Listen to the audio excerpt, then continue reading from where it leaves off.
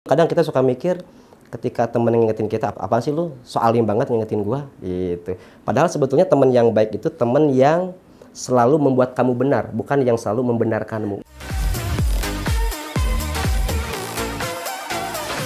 Assalamualaikum warahmatullahi wabarakatuh. Ini aku mau spill nih sebenarnya kenapa tuh aku tuh enggan untuk disebut ustazah.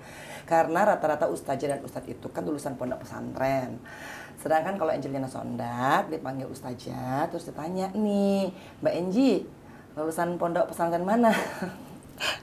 Aku kan jawabnya lulusan pondok bambu gitu ya. Tapi hari ini aku mendatangkan ustadz yang sesungguhnya adalah ustadz, yaitu Ustadz Encep. Masya Allah. Assalamualaikum warahmatullahi wabarakatuh. Waalaikumsalam warahmatullahi wabarakatuh. Assalamualaikum semuanya.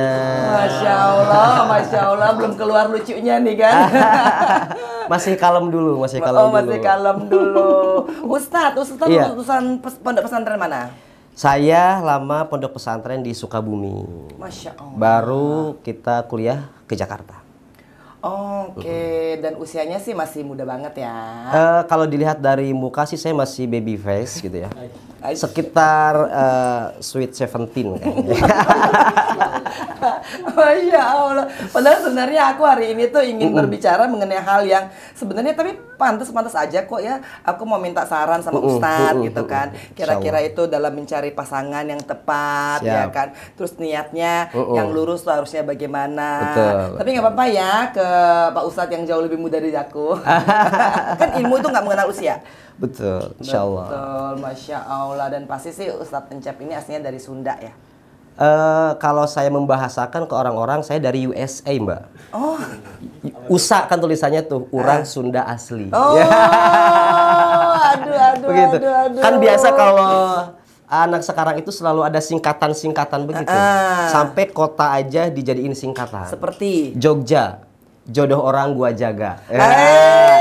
Karena dari Palembang, pacaran lama berakhir tumbang. Terus dia ke Bandung, baper yang tidak terbendung. Lalu dia ke Kediri, kemana-mana selalu sendiri. Asal jangan ke Irian Jaya, iri sama temen yang dapat janda kaya. Yang paling parah lagi, jangan sampai ke Salatiga. Salahkah aku jika jadi orang ketiga? salah kan? Salah nggak boleh ya? Tapi sih ya kalau buat para penganut poligami aku nggak tahu ya.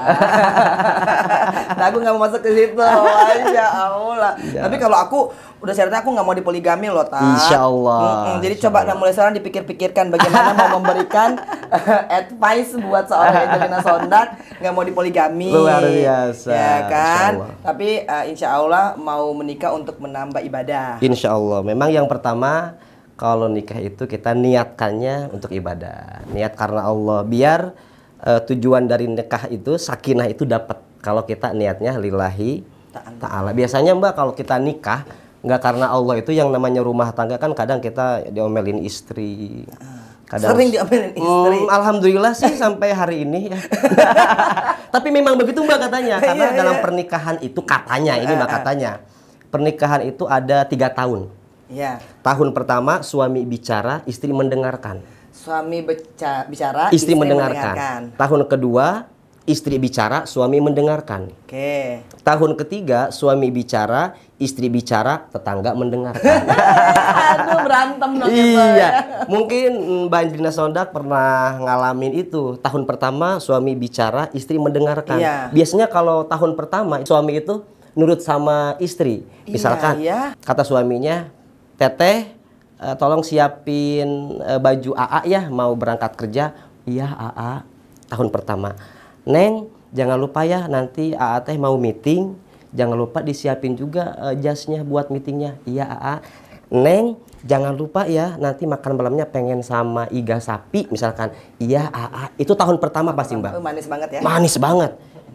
Suami bicara, istri mendengarkan. Oke. Masuk di tahun kedua. Istri bicara, suami mendengarkan. Langsung biasanya, Papa. Itu anduk di mana-mana. Ih, itu kos kaki nyimpen sembarangan. Iya, Mama. Ih, kalau ngambil baju, kenapa didudut begitu? Iya, Mama. Itu pasti tahun kedua. Istri bicara, suami mendengarkan. Tahun ketiga, Benjelina. Suami bicara, istri bicara, tetangga mendengarkan. Cuman gara-gara sayurnya keasinan. Biasa kan ibu-ibu kalau masak itu pengennya dipuji ya. Oh iya iya. Nah, suaminya pulang kerja capek tuh. Iya. Lagi makan, kata suaminya, asin.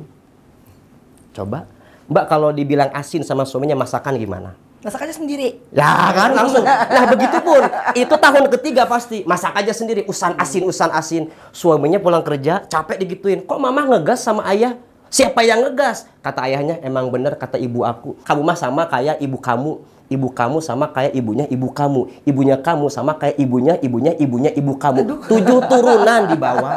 Tapi ya Tat ya, sebenarnya yang tadi itu loh didengar tetangga akhirnya.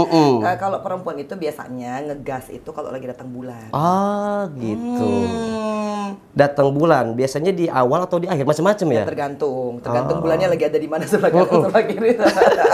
Tapi saya titip juga Mbak Angelina buat ibu-ibu nih yang suka ngomel-ngomel sama suaminya. Ya. Suami itu jangan diomelin mulu, kasihan. Iya sih. Bayangin aja dari kecil udah diomelin sama ibunya. Pas sekolah diomelin gurunya. Pas kuliahan skripsian diomelin dosen pembimbingnya. Pas udah nikah diomelin istrinya. Pas udah jadi kakek-kakek diomelin cucunya coba. Hanya titip ibu-ibu jangan omelin suami-suaminya. Tapi alhamdulillah sih Tataku udah lupa tuh bagaimana bukan lupa gimana jadi istri ya, enggak. Cuman karena udah kelamaan kali ya Tat ya. Jadi artinya kalau mau ngomel pun kadang-kadang tinggal ngomel sendiri. Ngomel sendiri. Gitu ya. Tidak lagi mencari orang untuk diomeli. Gitu loh. Kan itulah bedanya kalau misalkan kita udah terlalu lama nyaman sendiri ya. Tapi nggak juga mesti begitu. Tentunya kita ikhtiar. Aku tuh kemana-mana loh Tat ya. Tiap misalkan kemarin aku ke Palembang. Aku niatkan ya Allah apabila aku menemukan jodoh di sini pertemukanlah. Ya kan? Tapi ke Palembang nggak nemu. Nah, di Makassar juga setiap kali turun dari pesawat ya Masya Allah ya Allah apabila di Makassar ini aku ada jodoh pertemukan. Nggak dapat juga. Ya kan? Kemarin ke Bandung juga gitu. Ya Allah nggak ketemu juga gitu kan. Gitu. Tapi ya nggak boleh dong ya kita ngejar untuk punya suami. Benar nggak sih Tat? Kan ada orang gini loh. Lah Mbak Inci tapi harus cepet-cepet menikah. Tapi kalau belum dapat gimana? Yang penting kita usaha sudah kan ya. Ikhtiar sudah, doa pun kita sudah, adapun nanti jodoh kita minta yang terbaik dari Allah aja. Itu betul ya. Kan Allah pernah bilang tuh ke kita juga, ud'uni astajib lakum. Doalah ke aku pasti ijabah. Cuman kan waktu ijabahnya beda-beda. Kata Syekh Athaillah itu di kitab Hikam itu fil waqtil ladzi yuridu la fil waqtil ladzi turidu. Di waktu yang aku mau nanti ngabulinnya, bukan di waktu yang kamu mau. Aduh alhamdulillah gitu. Tolong didengarkan ya. Ya Allah. Ikhtiar Angelina Sondak udah loh. Betul. Aku doa. Tapi saya bisa nebak Mbak Angelina ini kayaknya pasti sering begadang. Pasti. Karena? Tahu nggak kenapa jomblo itu sering begadang? Karena terlalu banyak rindu yang sulit untuk dipejamkan. Tapi kali ini Ustadz salah. Salah ya? Aku tuh kalau di Jakarta nih, alhamdulillah dikasih Allah tuh rezeki untuk bisa tidur nyenyak dan tidur cepat. Berarti saya salah penelitiannya ini. Salah pemirsa ini Tapi yang karena Ustadz ucapkan bahar ketemu aku ya enggak. Tapi hukumnya menikah itu gimana, Tat? Hukum menikah itu sunnah. Anjuran Rasulullah Shallallahu Alaihi Wasallam. Bisa jadi wajib juga ketika seseorang sudah memenuhi secara finansial, secara semuanya sudah memenuhi dan takut terjerumus ke perzinaan, maka diwajibkan untuk menikah. Dan nikah juga bisa haram ketika nikahnya itu ada niat untuk mengambil sesuatu dari pasangannya. Misalkan orang pengen nikah, itu kayaknya anaknya Pak RT kontrakannya banyak, gua nikahin ngambil hartanya nih. Itu kan nggak boleh begitu. Haram itu ya? Nggak boleh. Karena kita nikah niatnya untuk morotin orang, gitu, untuk ngambil hartanya aja, gitu. Makanya nikah itu kan hurufnya 3, nun, kaf, sama ha. Nunnya itu niat, kafnya itu kaifiyah, tata caranya, haknya itu hikmah. Hikmah nikah itu kan Ar-Rum 21, biar kita hidup sakinah, adem. Nah itu bisa dapat kalau nunnya betul, niatnya. Niatnya nikah karena Allah, karena cantik, karena harta, karena jabatan, atau karena yang lain, atau karena dunia. Tapi kalau nunnya sudah lillahi ta'ala, insya Allah akan tercapai hikmah nikah yaitu sakinah. Makanya. Tapi kan ya, entot biasalah emak-emak ya, ini janda-janda sih biasanya. Aku sih nggak berani bilang yang single. Kalau yang single kayaknya udah berapa puluh tahun yang lalu gitu. Cuma kan kepengennya kita menikah dengan seseorang yang mapan, gitu, secara iman terutama, tapi nggak munafik juga secara harta. Betul, betul. Nah, kan Harus. akhirnya jadinya kan niatnya cari yang mateng finansialnya tuh gimana dong, Tat? Nah, itulah masalah di ibu-ibu biasanya. Bedanya ibu-ibu bedanya ibu-ibu sama bapak-bapak itu perbedaannya satu. Kalau ibu-ibu itu labil, bapak-bapak itu stabil. Contoh ibu-ibu ketika cari pasangan. Wih. Perempuan itu ketika umur 20 dia pengen pasangan yang ganteng. Umur 20 tuh. Tunggu ya, coba ingat-ingat dulu ya. Coba. Umur 25 pengen punya suami yang mapan. Iya. Umur 30 pengen suami yang matang. Umur 50 pengen suami yang setia. Nah, itu dia tuh yang 50 tuh. Nah, itu beda-beda kan? 50 itu ibu-ibu, tuh ya? 50 tuh. 50 itu setia ibu-ibu. ya? Labil ibu-ibu, bapak-bapak enggak, Banjelina. Bapak-bapak itu dari umur 20 sampai 60 stabil pilihannya. Laki-laki ketika umur 20 dia pengen punya istri yang gadis muda yang cantik. Umur 25 juga pengennya gadis muda yang cantik. Umur 30 tetap gadis muda yang cantik. Umur 50, umur 60, 70 tetap pengen gadis muda yang cantik. Itulah bedanya bapak-bapak sama ibu-ibu. Jadi gitu. kalau misalkan umur 20 menikah, kan maunya gadis muda yang cantik. Yang cantik. Bapak-bapak ya. Bapak-bapak ya. Laki-laki. Terus kalau misalkan selama perkawinannya 30 tahun yang istrinya ini udah menua, tetap harus gadis muda yang cantik. Terus gimana? Kawin lagi dong. Itu kan enggak, itu kan keinginannya bapak-bapak. Keinginannya. Tapi kembali lagi ketika niatnya lillahi ta'ala, cantik itu bukan hanya dari skincare, tapi cantik itu dari dalam. Makanya saya bilang ke istri saya, sayang kalau kamu mau cantik, coba kamu masuk dulu ke kamar, terus keluar, kan cantik dari dalam. Ya. Bisa banget gitu kan. Pada ngirit ya, jadi nggak beliin skincare buat istrinya. Pulang rumah aku tahu pasti kalian tuh langsung tuh bilang, ya udah skincare tuh kan nggak penting, yang penting adalah cantik dari dalam. Enggak juga, skincare penting. Penting Skincare dong penting, ya. Kan aku nanti mau jualan skincare juga. Bapak-bapak gitu. jangan alasan ini. Tuh kata Ustadz gak usah skincare, yang penting hatinya. Enggak, tetap penting skincare itu. Iya, betul. Apalagi kalau misalkan ditambah dengan ibarat katanya ya perawatan itu kan penting, Betul. ya kan, apapun yang diberikan Allah harus kita rawat dengan Betul. sempurna. Salah satu mensyukuri nikmat Allah. Betul. Tunggu Tat, balik dulu nih. Jadi balik lagi tadi mana? Jadi belok kemana-mana ya kita. Tapi alhamdulillah. Jadi kan orang banyak menanyakan Mbak Angelina Sonda kenapa sih belum menikah lagi? Kan saya jawab nih, ikhtiar udah. Ikhtiar sudah. Usaha juga udah. Betul. Kan ketemu kan artinya saya tidak menutup diri. Tapi kan emang kalau belum ketemu ya mau diapain. Nah, terus ada lagi ibu bilang tapi nggak boleh Mbak Enji. Karena Allah menciptakan manusia itu berpasang-pasangan. Betul sekali. Dalam surat Ar-Rahman itu dijelaskan bahwa semua yang diciptakan itu berpasang-pasangan. Nah, itu gimana dong, Tat? Masalah pernikahan, kita kan memang hanya bisa berusaha sebagai manusia. Doa sudah, ikhtiar sudah, adapun pilihan kita serahkan ke Allah aja, kita tawakal ke Allah. Yang penting usaha sudah, doa sudah, untuk selanjutnya kita serahkan ke Allah.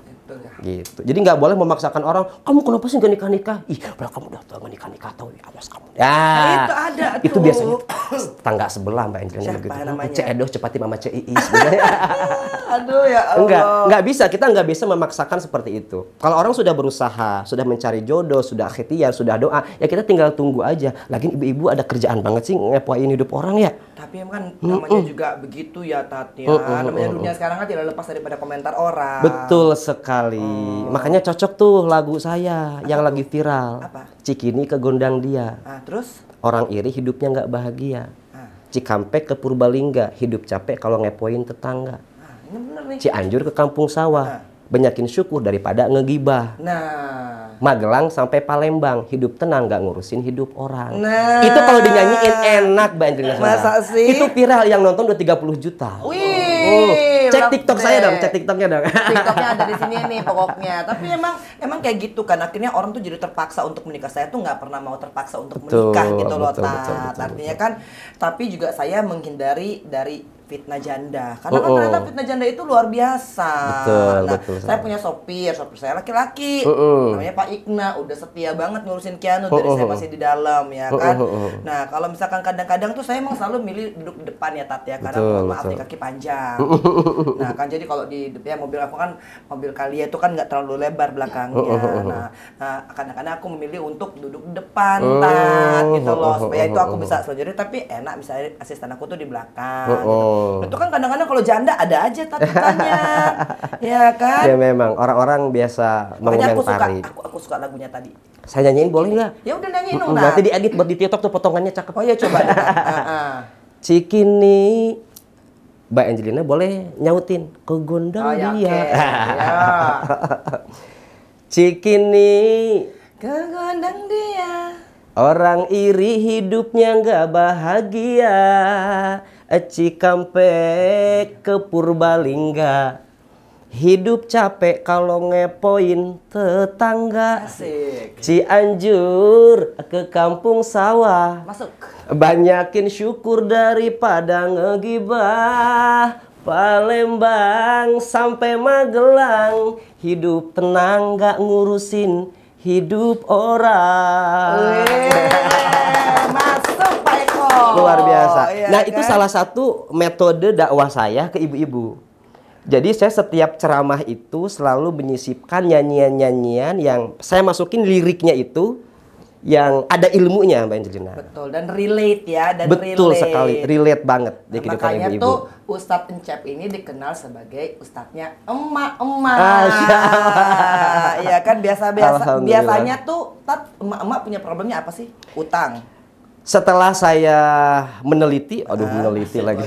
Enggak, ini saya sering live di TikTok beberapa minggu ke belakang. Itu yang ditanya sama ibu-ibu itu tentang kehidupan rumah tangga. Paling ujung-ujungnya hutang, terus pinjol, suaminya judi online, begitu. Iya. Nah, saya itu kenapa ketika ceramah ke ibu-ibu selalu membawakan dengan jenaka, karena saya berpikir bahwa ketika ibu-ibu datang ke majelis taklim, itu di kepala mereka sudah penuh dengan masalah. Aduh. Mikirin suami, mikirin sekolah anak, cucian numpuk, jemuran takut kehujanan, belum bayar seragam sama ustazah 3 kali, cicilan kan. Makanya ketika saya datang ke pengajian, bagaimana caranya agar saya menyampaikan materi ke ibu-ibu bisa masuk dan diterima sama mereka. Iya betul. Gitu. Kadang ibu-ibu kalau dinasehatin benar-benar suka nggak terima. Oh iya ya, itu kenapa ya Tat ya? Karena mungkin merasa apa sih Ustadz nyinggung-nyinggung gua. Nah, biasa kan gitu ibu-ibu. Tapi dengan nyanyian, ibu-ibu merasa seolah-olah mereka itu tidak dinasehatin. Padahal lagu itu nasihat buat ibu-ibu. Yang lagu tadi, Iya. Cikini ke gondang dia, orang iri hidupnya nggak bahagia. Itu dari kalamnya Imam Syafi'i. Aqallun nasi fid dunya rohatan al-hasud. Manusia yang paling capek itu yang punya sifat iri dengki. Coba kalau saya nyampein ke ibu-ibu, Bu, ibu jadi ibu-ibu ya. Jangan iri sama tetangga. Jadi ibu kok iri. Pasti sakit hati ibu-ibu. Tapi dengan nyanyian Cikini ke gondang dia. Orang iri hidupnya nggak bahagia. Ustaz, iya bener Ustaz. Begitu. Padahal itu sebetulnya nasihat buat mereka. Tapi seolah-olah mereka merasa tidak dinasehatin. Betul. Emang karena penyakitnya manusia itu adalah termasuk penyakit saya dulu, Tat. Maksudnya saya juga kalau dikoreksi tuh suka ngerasa enggak lah gitu kan. Nah, ini kan diri gue. Iya, lu siapa ya? Lu siapa? Udah gitu, begini emang. Ya lu komen aja sama penciptanya. Kadang-kadang tuh ada sampai segitu-gitunya gitu loh, sampai maksudnya untuk mempertahankan maaf nih ya, kesalahan, kekilafan. Padahal kan mungkin maksudnya kan benar ya, Tat ya. Betul sekali. Dan yang harus kita ingat itu adalah ketika kita dinasehatin terus kayak ngerasa ke kita tuh sakit hati, kayak sakit, kayak perih, itu cocok sebetulnya. Sama seperti luka itu. Itu betul loh, betul. Luka kan luka kalau dikasih obat tuh luka, dikasih obat. Ada reaksi. Ada reaksi perih tuh. Nah, ketika hati lagi sakit, lagi luka hatinya, dikasih nasihat, perih rasanya. Betul. berarti hati kita sedang sakit dan sedang akan diobati. Betul sekali, harusnya terima kasih ya Ustadz, Ustazah gitu. Betul. Ya aku juga sih kadang-kadang tuh merasa bahwa kalau misalkan ada reaksi dari badan kita, nggak usah dari suara kita. Kadang-kadang kita kan suka menyembunyikan kan, maksudnya gini loh, nggak apa-apa sih saya ditegor, enggak, tapi sebenarnya di dalamnya luka kan. Iya betul. Ada reaksi kan, sebenarnya Mangkol kan. Gitu ya. Aku sekarang bisa menemukan kata-kata yang sangat bijak bahwa kalau misalkan kita sebenarnya punya reaksi dalam diri kita ketika kita disenggol sama orang lain, itu sebenarnya adalah masa-masa penyembuhan. Betul sekali. Dan salah satu tanda orang yang rendah hati itu bisa dilihat ketika dinasehatin. Jadi orang yang rendah hati, kata sebagian ulama itu mengatakan orang yang rendah hati itu adalah orang yang bisa menerima nasihat, patuh dan tunduk pada nasihat dari siapapun nasihat itu datang. Nah, itu. Kadang kan kita suka nggak nerima ya, lu lebih junior dari gua, lu ngapain nasihatin gua? Itu sih ya, iya. Kalau orang rendah hati itu enggak, dari siapapun nasihat itu, maka dia akan menerima kebenaran, menerima nasihat itu. Nah, dan itulah tujuan aku datang hari ini, aku mendatangkan Ustadz Encep hari ini karena aku bisa minta paling tidak kan. Mungkin aku juga ada koreksi kali ya buat diri aku sendiri, kenapa ya aku belum ketemu jodoh gitu ya. Kan aku ingin gitu loh. Karena bagi aku gini loh, Ustadz. Dulu aku itu kan keras kepala. Ya, kalau diingetin tuh suka ya udah emang udah begini gitu loh. Nah, tidak punya keinginan untuk merubah. Tapi kan setelah aku merasakan jeruji besi, salah satu koreksi yang diri aku juga termasuk adalah bahwa kadang tuh aku dulu nih ya tidak mau sama sekali saat kalau diingetin sama orang lain. Sama sekali. Wih, namanya punya IQ 148 ya kan. Iya. Merasa pintar betul, ya kan. Betul. Terus merasa putri Indonesia, terus anggota DPR. Ya kalau orang ngomong mah pasti lu siapa gitu ya. Akhirnya kan sekarang Allah memberikan jalan yang luar biasa kepada aku. Betul, bahwa nggak apa-apa kok diingetin orang gitu. Walaupun bahasanya kadang-kadang pedes, apalagi sekarang kontak aku baca di DM atau aku baca di komentar gitu. Dan aku tuh ya Tat ya, itu bersyukur hari ini Ustadz datang ke sini sekaligus juga mengingatkan aku, jagalah kerendahan hatimu. Betul sekali. Ya kan? Karena di dalam kerendahan hatimu ada cintanya Allah. Betul sekali. Makanya mungkin ketika diingetin sama temen, kita kadang harus nerima juga. Kadang kita suka mikir, ketika temen ngingetin kita, apa sih lu soalin banget ngingetin gua gitu. Padahal sebetulnya temen yang baik itu temen yang selalu membuat kamu benar, bukan yang selalu membenarkanmu. Nah, quotes of the day nggak tuh? Keren banget, dibungkus pakai 2 karet. Ingat baik-baik bahwa teman yang benar itu adalah teman yang mau engkau benar, bukan yang mau membenarkanmu. Iya kan, buat nyeneng-nyenengin doang. Iya keren tahu, lu keren banget. Padahal mah menjerumuskan kita. Tapi memang karena sifat manusia itu suka untuk dipuji. Betul. Nah itu, hati-hati ini kalau masalah pujian. Boleh saya kutip satu nasihat? Boleh dong. Ini ada di kitab Hikam, karangan Syekh Athaillah As-Sakandari. Man akromaka innama akroma fika jamila sitri. Kalau ada orang yang memuliakan kita, ada orang yang memuji kita, sebetulnya orang itu bukan lagi memuji kita, tapi sedang memuji Allah yang sudah menutupi keburukan-keburukan kita. Maka kata Syekh Athaillah, falhamdu liman sataroka. Pujian itu bukan buat kamu, tapi pujian itu untuk Allah yang sudah menutupi keburukan-keburukan kita. Dulu Mbak Angelina dipuji-puji kan? Aduh, banyak banget. Anggota DPR, Putri Indonesia, IQ-nya keren, udah cantik. Pokoknya mah TOPBGT misalkan. Aduh. Padahal mereka itu sebetulnya bukan sedang memuji kita, tapi sedang memuji Allah yang sudah nutupin keburukan kita. Betul. Karena kalau keburukan kita dibuka sama Allah, seketika orang itu pergi dari kita. Makanya ketika dipuji bilangnya alhamdulillah. Pujiannya itu untuk Allah gitu. Nah, ini pelajaran juga gitu loh ya kan, kadang-kadang kita suka terlena. Betul sekali. Ya. Apalagi maksudnya sekarang gini loh Tat, Ustadz kan pasti memotret lah akhir-akhir ini tuh banyak pilkada. Betul. Ya kan, itu kan semua ada pujian ada juga hinaan. Pasti, gitu ya. Pasti. Sebagai Ustadz nih ada nggak sih sebenarnya saran agar supaya aku kan concern nih Tat sama anak-anak seumuran Kianu. Gitu berapa kan. tahun Kianu itu? 14 mau 15 ya.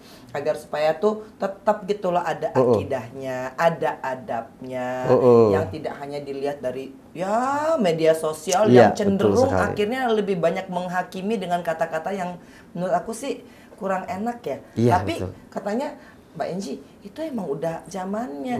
Cuman kok aku kok ngerasa gimana ya agar supaya kan ya paling tidak tuh saya sebagai orang tua bisa memberitahukan bahwa ini loh. Nah kan Ustadz kan kayaknya lebih milenial daripada aku. Saya milenial, 90 Iya kan? milenial ya? Iya milenial. Apa saya saya Gen Z kayaknya deh? Udah dong. Oh enggak ya? Berasa ya kan. Ini saya kalau buka peci Gen Z ya Benjelina? Masa sih? Ini lagi pakai peci aja. Selenial ya, perbatasan antara Gen Z, Gen Z dan si milenial ini. Kira-kira ya, memberitahukan agar supaya anak-anak kita ini mudah-mudahan ya Allah tidak terbawa dalam pergaulan yang merusak akhlak. Betul sekali. Apakah? Karena jujur nih tadi aku mau selain curhat nih, kebetulan kan aku lama nih pisah sama Kianu. Jadi kalau aku memberitahukan soal ilmu agama, pasti dia ada resistensi. Artinya dia melihat bahwa outputnya kok tidak seperti indah gitu ya. Kan outputnya kan ketika aku mendalami agamaku kan malah terpisah sama dia, terus masuk penjara gitu kan. Nah pasti kan dia akan melihat, apalagi anak sekarang kan maunya cepat banget instan gitu loh. Kira-kira apa nih Tata yang aku harus lakukan? Anak itu kan memang anugerah ya Benjelina ya. Dan di Al-Quran itu anak dipanggil dengan 3 panggilan. Ada dipanggil dengan qurrata a'yun, penyejuk hati. Bisa juga anak itu jadi aduun, bisa jadi musuh, bisa juga jadi fitnah. Nah kita kan pengennya anaknya qurrata a'yun, apalagi zaman sekarang. Anak sekarang tuh Masya Allah banget. Masya Allah banget. Berarti kalau Ustadz ngomong begitu, bener lah ya yang betul aku sekali. rasakan. Kita mengalami banget. Gimana ya biar anak-anak kita itu biar jadi anak yang qurrata a'yun, penyejuk hati buat orang tua, nyenengin orang tua.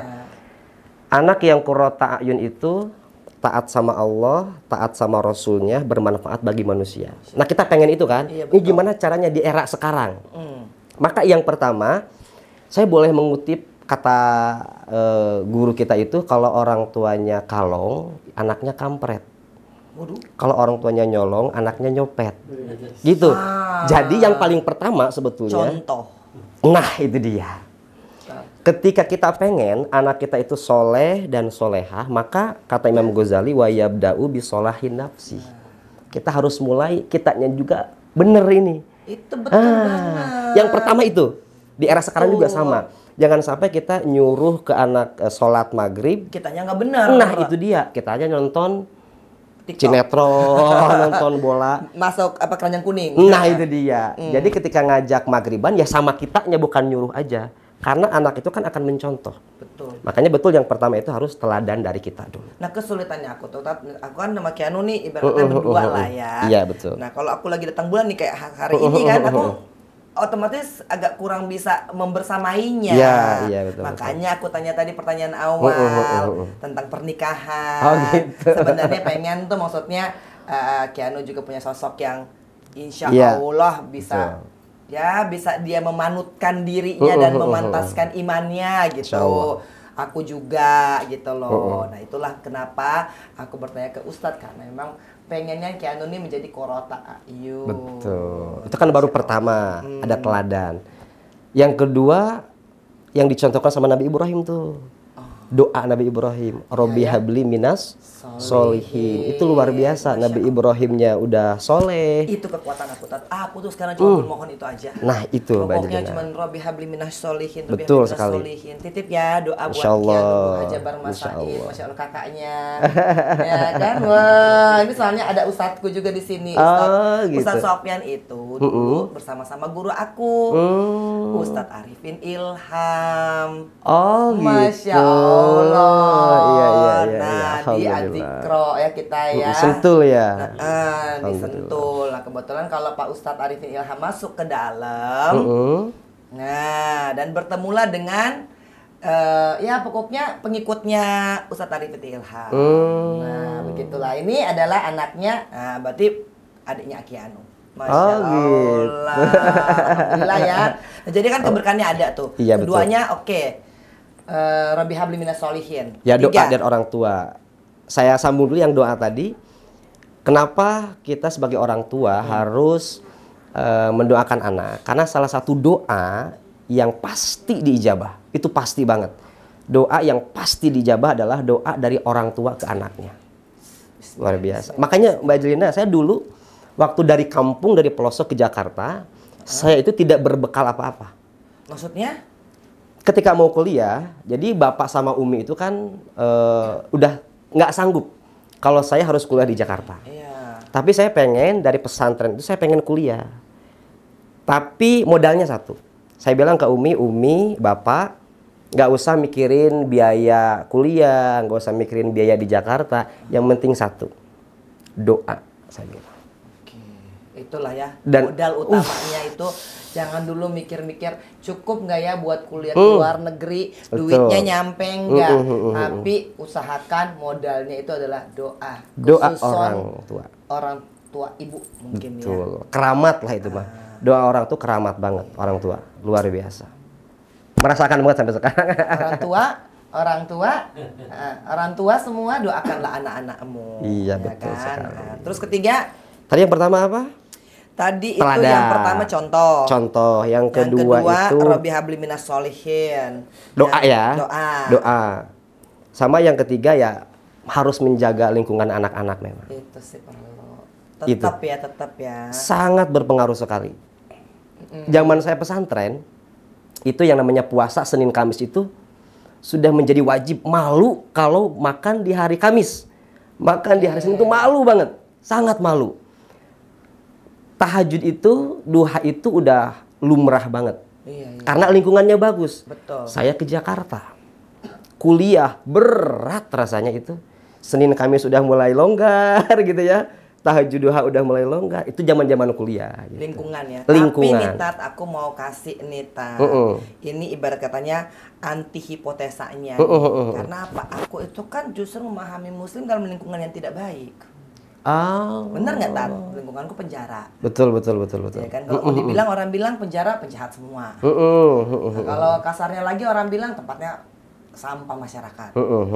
Tapi itulah yang dinamakan hidayah Allah. Betul sekali. Nah, artinya memang lingkungan berpengaruh, tapi kalau misalkan Allah sudah menetapkan, betul, luar biasa loh. Kalau aku pikir-pikir dua tat, aku ini juga nggak nyangka bisa sampai ke situ. Udah aku bloknya gede, ketemunya entah itu pokoknya dari begal, penipuan, pembunuhan, narkoba, ya kan? Tapi kok dalam lingkungan yang orang bilang itu tidak baik, aku bisa memahami Islam dengan lebih baik. Luar biasa. Nah, itu luar biasa lah ya. Maksudnya itulah hidayahnya Allah. Tapi kan perjalanan manusia itu beda-beda ya. Beda-beda. Pokoknya harus di-customize dengan dengan zamannya. Karena Nabi Muhammad SAW juga kan zamannya beda, jihadnya juga beda. Mungkin jihadnya juga dulu kasarannya gitu kan, itu kan ya manusia gitu loh. Kalau sekarang kan jihadnya mungkin lebih kepada teknologi. Betul. Nah, ayo kita berjihad untuk menjadikan teknologi itu ataupun medsos itu sebagai tempat untuk mendapatkan ilmu ya Tat. Betul, lahan ibadah, lahan dakwah buat kita. Makanya coba ditengok IG-nya Pak Ustadz Encat. Iya, IG sama TikTok. IG dan TikTok karena kita mempercayai mudah-mudahan apapun yang kita tampilkan ada syiarnya juga. Insya Allah ya. Bisa bermanfaat. Tapi Tat, aku nggak mau ngambil waktu lama karena memang durasinya juga tidak lama begitu ya kan. Yang penting aku sudah mendapatkan ilmu hari ini, yaitu yang pertama, kalau misalkan menikah, yang penting udah ikhtiar, udah doa. Kalau belum dikasih juga tawakal. Tawakal, dan tadi yang Ustadz bilang loh, apa akan ada waktu yang paling baik.